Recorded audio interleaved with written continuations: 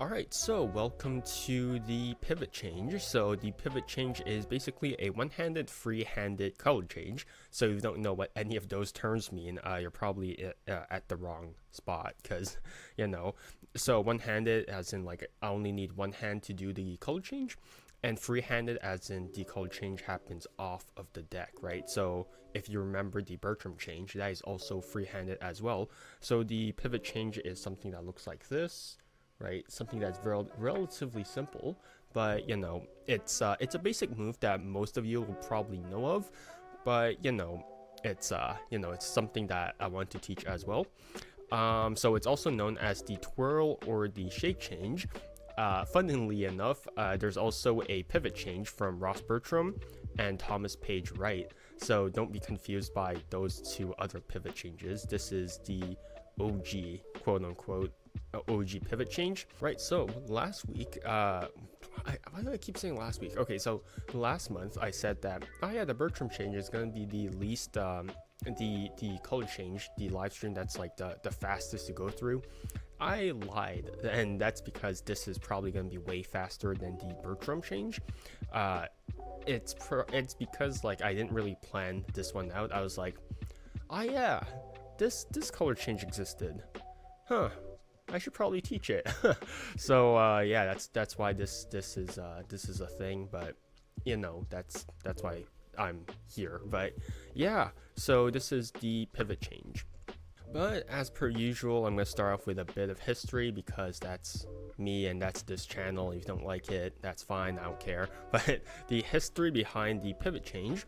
So there's quite a lot of crediting stuff to go through, and that's because a lot of people have claimed this move over the past like 200 years, not 200 years, but it's been a while. So the pivot change was actually first called the pivot color change by Noel Stanton. There we go. I don't know why I mixed like Noel and Stanton together. But but the pivot color change was first published in the Gen back in 1964. So that was the first known publication of the pivot color change. Then someone by the name of Vic Trabucco came along, and he made something called the visual color change, which is somewhat similar to the pivot color change, but I think it has like a few differences here and there. And so that was published in the New and Novel Knowledge by Jerry Mentzer back in 1975.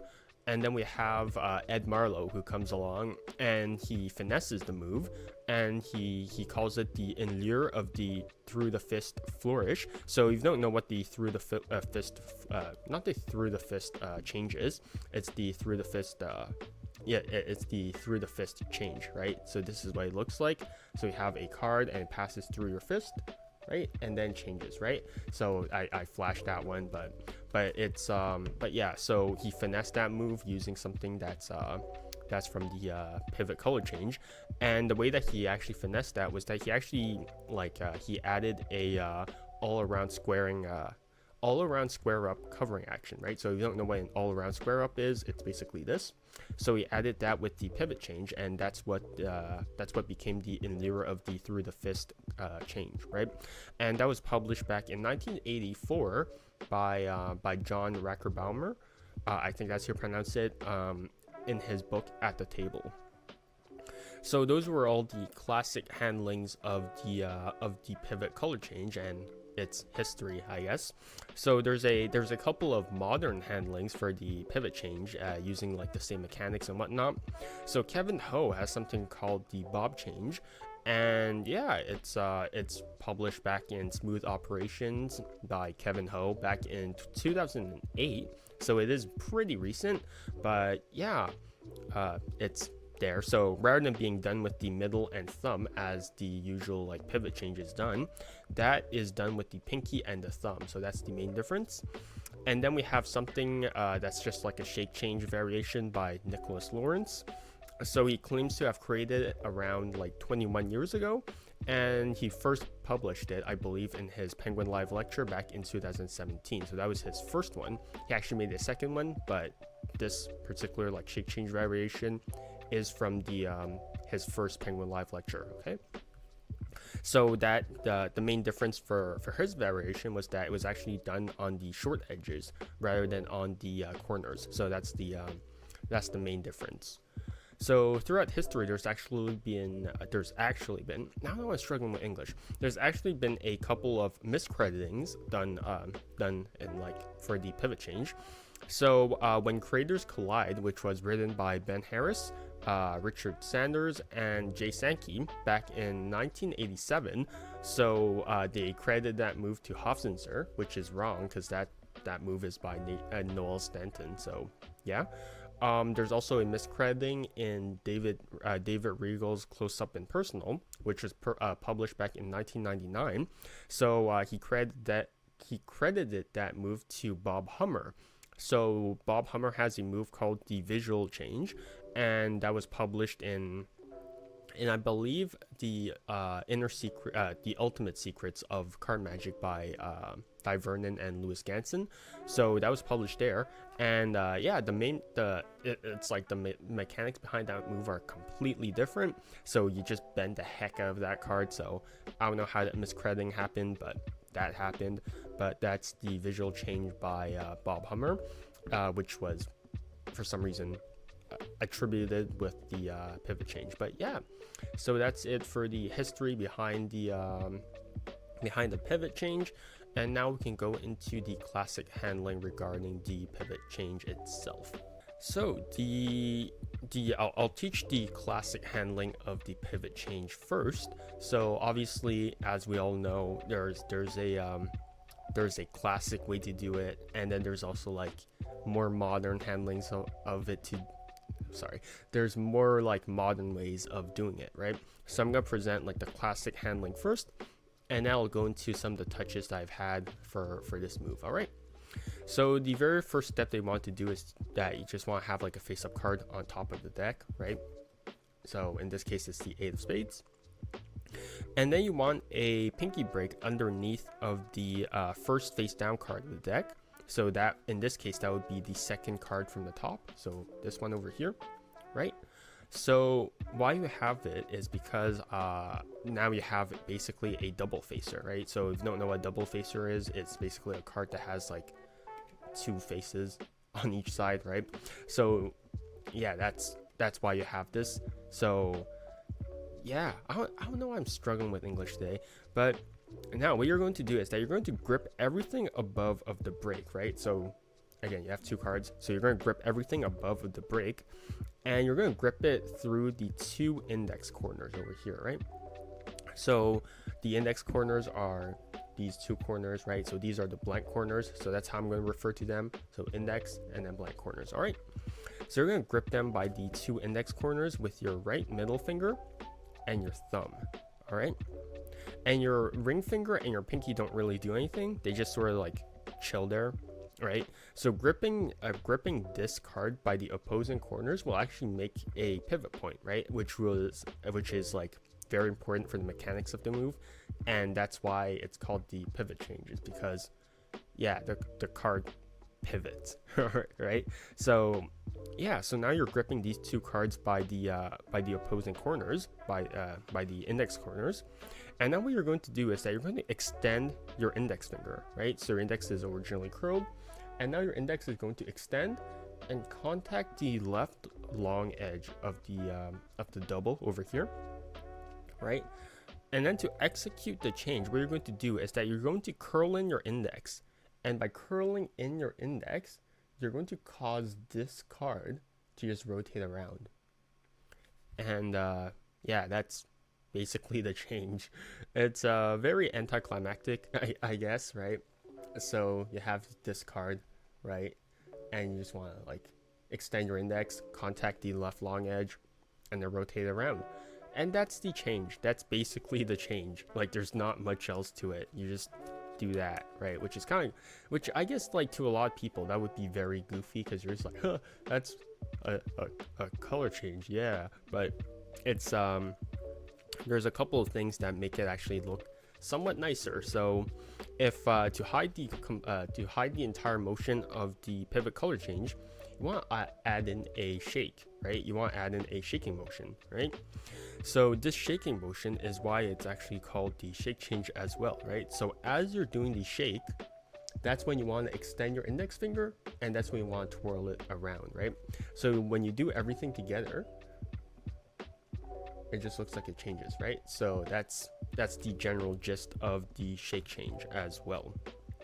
All right, so yeah, there's really not much to it, but if you do want like a tip, don't grip the card too much, because if you grip the card too much, it'll bend, right? And you don't want the card to bend, so just hold on to it very lightly, just enough so that, you know, the card is completely straight, but not like too little that it just drops off from your hands, right? So just hold it lightly, and then just execute the shake change, and then you're fine, right? So yeah, that's basically the shake change.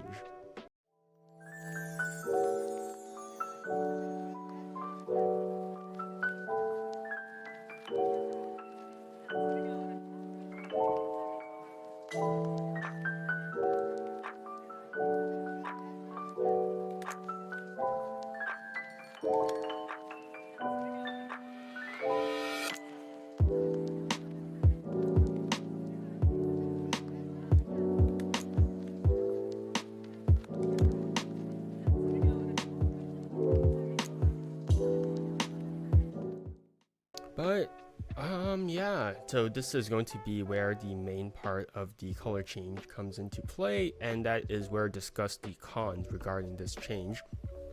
So yeah, as you probably guessed, I have quite a few problems with this color change, and that is, well, the very first problem that I have with the color change, with this particular color change, is that there's a visual discrepancy with how the corners change, right? So not only do you see this card change, you also see these two corners suddenly flare out, right? So that is a huge discrepancy, right? So yeah, I mean, I don't think most people would know this, but also, you know, it is like a huge glaring discrepancy, right? Because the corner starts off over here and then ends up in front, which is sort of bizarre, right? The other sort of con is that it's mainly associated with the modern handlings of the pivot change, and that is where people tend to have they tend to have the card face up, they show it around, and then in the action of showing it around, they get a break, they place it back on top of the deck, they take everything off of the deck, and then they do the change, and then they place it back on top of the deck. So there's a lot of card on and off of the deck, which is really bizarre, right? So if you don't, so without doing like the actual motions of the move, right? I'm just gonna go over like the modern handlings of the move, right? So this is what it looks like in most cases.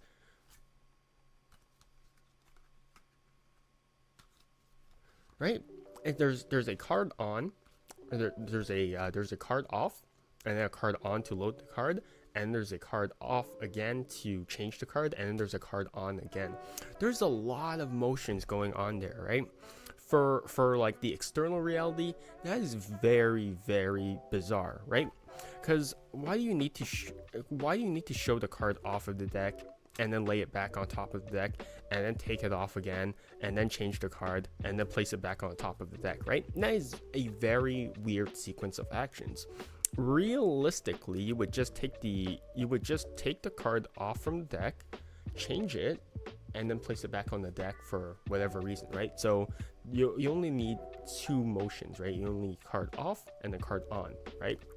So the fact that you have four actions of card on, card off, right? That's very redundant, and I don't like it that much. So here comes my modern choreography. So I really doubt this is like a modern handling, but you know, I'm just gonna say this is a modern choreography for the shake change, and it's basically my attempt to solve the cons without stepping over Kevin Ho and Nicholas Lawrence's handlings, right?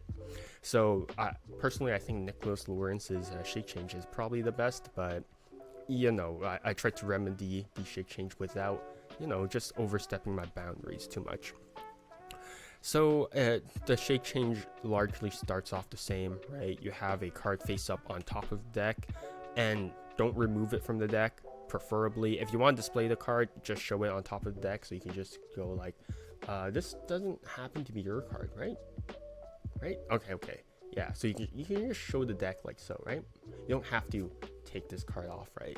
I mean, there's a different sort of impact to it, but at the end of the day, I think that having it like I think I would much rather have it on top of the deck than showing it around and then placing it and then taking it off again.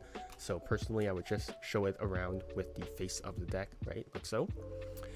Next, you're going to get a pinky break below the first face down card, so the second card from the top, so like so. Whoops. There we go. So you just get a pinky break using a pinky count or whichever count that you want. So now you're going to grip the double by the blank corners this time, right? So rather than gripping this double by the index corners, I kind of like gripping it by the blank corners more.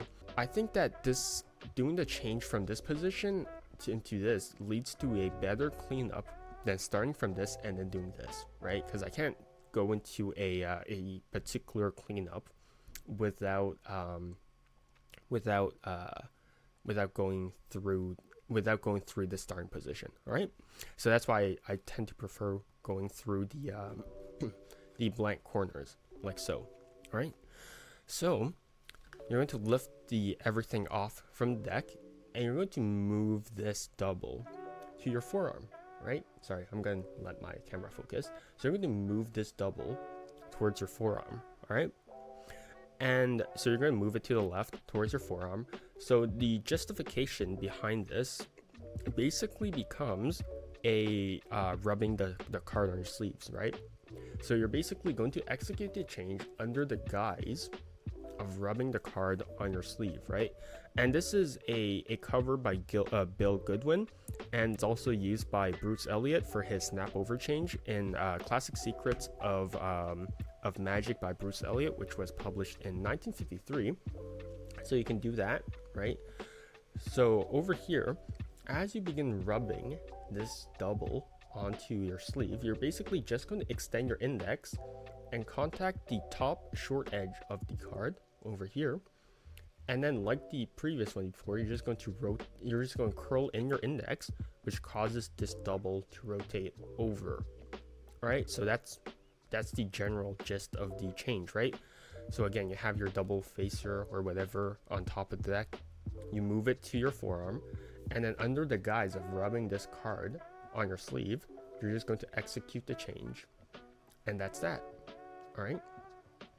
So obviously you don't want to do you don't want to like rub the card too closely to your forearm, because it'll hit it, right? So you want to make sure that there's enough space for you to flip the card over. All right. So that's basically the change itself. All right.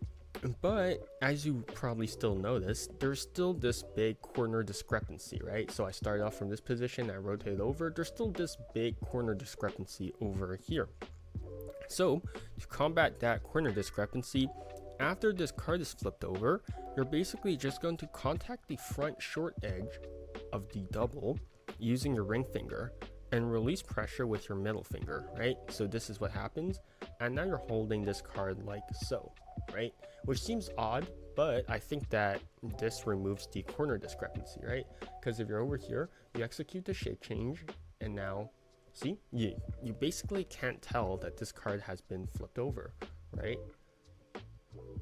Right? So that's why I release pressure with my middle finger, and then transition it onto my ring finger.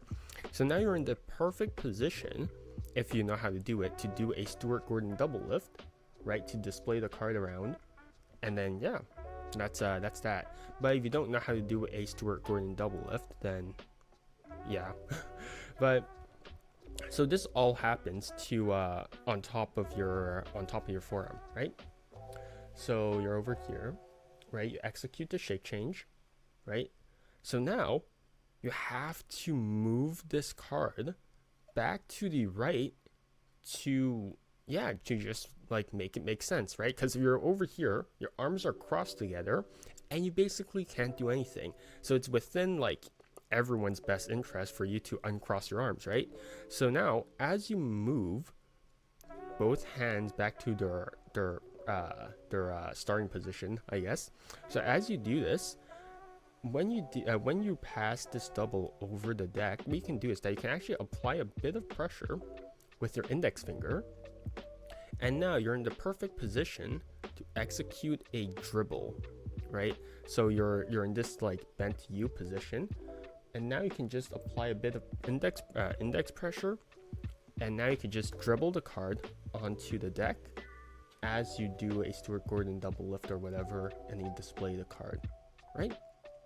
So this is something that I've seen Andrew Frost do to sort of clean up the pivot change. So rather than having the card like just contact the card and then display, so rather than having the double contact the deck and then taken off of the deck to display it, this double will always be off of the deck, right? Even throughout the cleanup.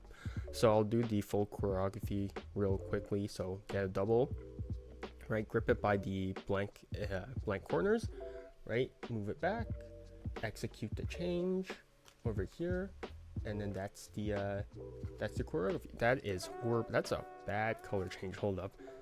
Okay, well, why are there so many? No, why? Okay, there we go. I'll do it with two opposing colors first.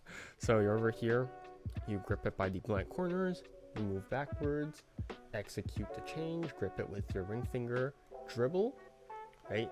And then that's going to be your cleanup, right? So that's the choreography that I do like to use regarding the pivot color change. All right.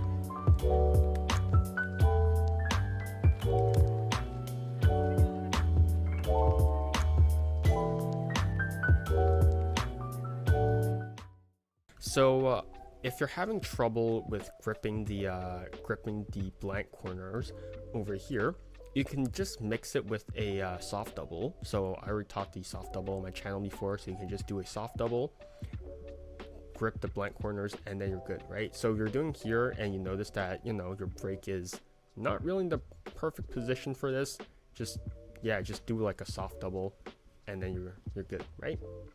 And that's that, right? And if you don't know how to dribble cards, then yeah, I also have a tutorial for that. But you know, it's basically just you're passing over and then you just release pressure with your thumb, which causes this card to spring away, right? So simple stuff, but generally I already have all the tools to I already put all the tools for this choreography on my channel. So this is going to be the section that I kind of forgot to present on my live stream, so I'm adding this into the edited version. So yeah, if you're curious about it, then yeah, you're at the right spot, I guess. So yeah, so this is basically an alternate handling to the shake change. So if you're familiar with the most presentations of the shake change, in most instances when you do the shake change, you'll actually be looking down into the card, right? At sort of like a 45-degree angle for the optimal angle for the shake change, right? But for this particular handling of the shake change, you're actually going to be doing it at the chest level, right? So you're going to be over here, and then you're going to be executing the shake change as per usual, right? So rather than doing it rather than being like looked down on, you're actually going to do it pretty openly at the chest level, which I think is a pretty interesting handling of the shake change. So this is somewhat similar to Kevin Ho's approach to the shake change using the bob change, but there are some but mechanically this is different because different finger positioning. And I believe that Jay Sankey actually does the shake change used with this handling as well. So it's not like this is completely like original or whatever, or completely based off of the bob change. There has been like a history of the shake change being done in the chest level, or at the chest level rather. Yeah, and so it's already been done. So I'm actually going to teach it with this angle because I think it's largely better, and you already know most of the basic mechanics for the shake change. So you don't really need like an over-the-shoulder view for the shake change. So might as well. Right? So for the shake change, for this particular handling of the shake change, it's going to be the exact same. You're going to get your top card face up on top of the deck, and then you have a break. You have a break below of the first face down card of the deck over here. So now you have your double, right? You have your double facer essentially, right? And you're actually going to grip everything. You're going to grip everything above of the break using your middle and your thumb. So again, nothing changed. And much like the modern choreography, you're going to be gripping them at the blank corners, like so. And the reason why you're gripping them by the blank corners is that in a moment, your left thumb is actually going to hover above of this top left index corner over here, and it's hovering there, right? It's not applying any sort of pressure, it's just hovering there, all right? And the reason why it's hovering there is because as you're lifting this right hand up, this corner is going to strike your thumb, and it's going to start rotating, all right? And it's going to start rotating, which now allows you to actually continue the rotation. So you're going to actually move your right hand to sort of like the left and sort of continue this rotation, right? Which now brings this card actually like flat with the chest level sort of deal, right? And because now you're in this position, you're actually at the you're actually like perfectly set up for a shake change, right? So you can notice that your index is pretty much already extended.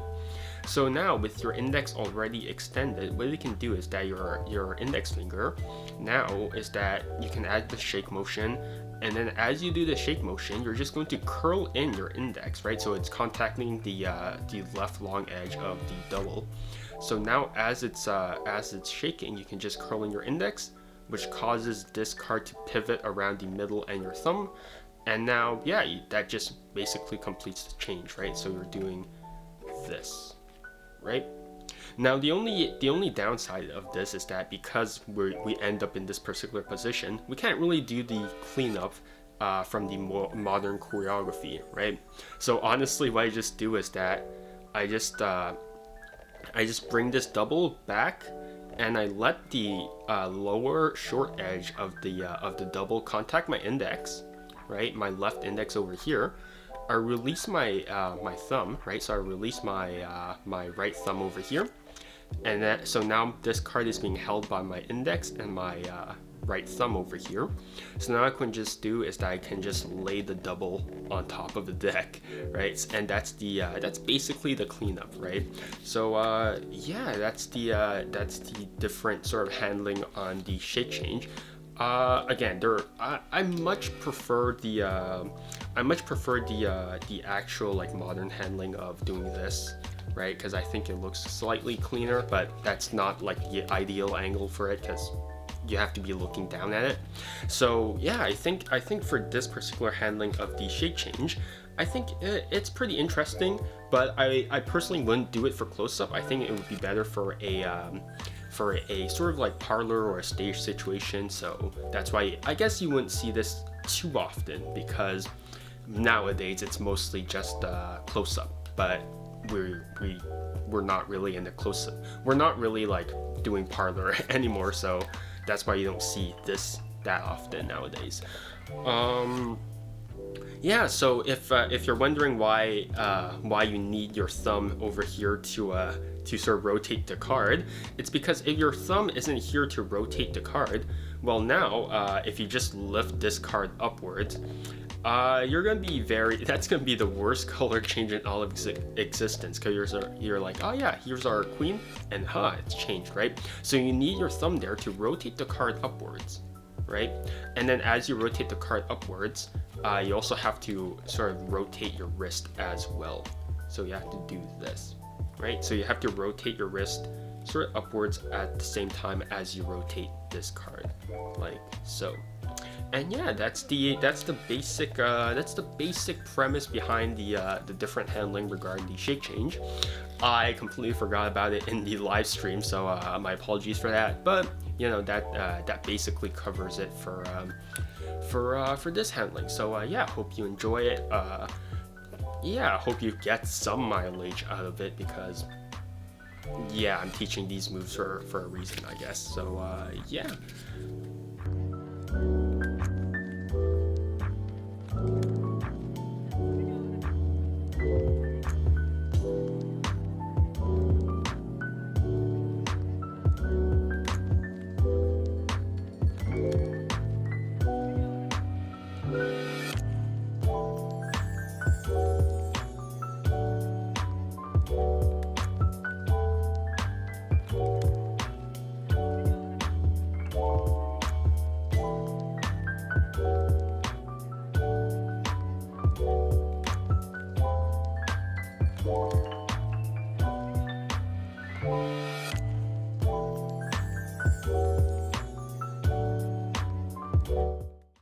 So here's just a quick alternate handling for this color change. So this is just an idea, so I'll just go over it pretty quickly. So if you just want to show the card at the beginning cleanly, you can just table it, all right? And then you can have the card that you want to change it into in a cloyes or a lateral palm. So if you don't know what a cloyes palm is, it's basically you have a card in a pinky clip, like so. So the top right corner is in a pinky clip, and then your middle finger just gently curls in to contact the top left corner, like so. And all your fingers also just, you know, close by, right? So this is a cloyes palm. You can also contact it with your index finger, like so. So that is the cloyes palm, right? You can also do it with a lateral palm. So that is where the top right corners is actually the top corners is actually being contacted by the middle finger, right? The tip of your middle finger, as well as the this knuckle over here, right? So that's the lateral palm, like so, right? So now that you have the this card in a palm, what you can do is that you can actually load it underneath of the table card, like so. And then you can just execute the change, right? So rather than going through all the hassle of bringing the card back to the deck and taking off the deck again, just bring the card to the other card, right? And then just execute the change, right? Just do that. So for some further reading regarding the pivot color change, so the pivot color change, yeah, you can look at Nicholas Lawrence's first Penguin Live lecture. You can look at The Inner Secrets of Card Magic by Di Vernon, written by Louis Ganson. It is in an ebook format. There's also Talk About Tricks by Joshua J., The Boy Who Cried Magic by Andy Gladwin, Principia by Harapan Ong. There's In Order to Amaze by Pitt Hartling, there we go. At the Table by John Rackerbaumer. It's in an ebook as well. And the other non-shake change sources that I mentioned throughout the video. There's Page Wright's manuscript, which is by Thomas Page Wright. Yeah, that's sold as an ebook. There's The Ultimate Secrets of Card Magic by Di Vernon, written by Louis Ganson. That's also sold as an ebook. So that's where the Bob Hummer visual change is at. But that's all the further reading for the pivot color change. So yeah, that's the pivot color change. There's not much to it. That's why I can go through it so fast, is because there's not much to it. That was very fast. That was very simple. The mechanics are turning over a card, because why? Because yeah. But so it's a pretty basic move, but it can look pretty good. So yeah, if you know Nicholas Lawrence's is shape change, if you actually do it right, it can look pretty nice, right? Especially because he solves that visual discrepancy. But again, I'm not going to teach it for this video, so yeah. So I originally didn't think that much about this move, but like I had like way better changes to use than to use this like discrepant basic move, right? But you know, I think it's good to revisit moves once in a while, just because yeah, sometimes there's a very like sometimes once like moves that you thought were useless, like they could be so useful throughout like your entire Magic career, right? Mainly because like you grow as a person, you also grow as a magician. So throughout like your years or throughout your months or however long you're doing Magic or whatever, right? So as you try to, you know, as you learn more things, as you get more experience, right? When you look back at like old moves or whatever, you're going to realize that, man, there's a lot of like basic moves that are actually really good like throughout your entire like Magic career, right? And it's kind of funny because throughout my, man, I want to say my first like 3 years, I didn't even learn how to do a pinky count. It's kind of like the pinky count is a pretty recent thing in my arsenal, I'm gonna be honest, because I was like, man, I could just do this. Why would I care about that? But honestly, I still do this. I'm gonna be honest, I still do this because it's simple. But yeah, I think that it's good to revisit a couple of moves. So if you ever think that a move is too basic or too like easy for you, just give it a rest. Just come back to it in a while, and then you'll notice that you're seeing the move in a completely new light. I still don't really like this move, but I think that because I've seen a lot of people's handlings on this move, including like good handlings and including bad handlings, I think that made me gain a new appreciation for this move, and that's why I'm here presenting it to you. So yeah, that's about it for the pivot change. If you have any questions, don't hesitate to write them down in the comments down below. But yeah, hope you enjoyed the pivot color change, and yeah, see you guys for the next live stream next month. I still need to find what I'm gonna do, but yeah, they're probably gonna be way longer. So yeah, but take care, and yeah, stay healthy, stay safe, and see you guys next time.